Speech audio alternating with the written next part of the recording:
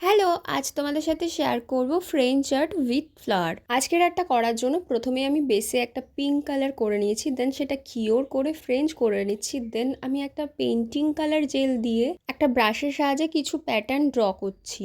তোমরা হাতের মোটিভটা দেখতে পাচ্ছ, জাস্ট লাইন ড্রর মতন হালকাভাবে টেনে দিচ্ছি। এইভাবেই আজকের ফ্লাওয়ার আর্টটা কমপ্লিট করতে হবে, মানে কিছুই না, জাস্ট লাইন ড্র করা।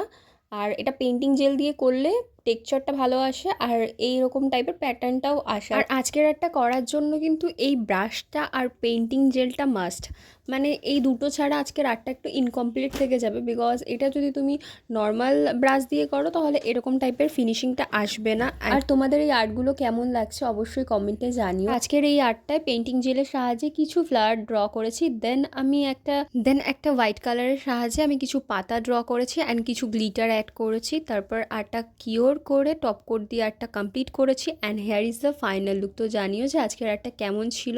And tata, bye bye.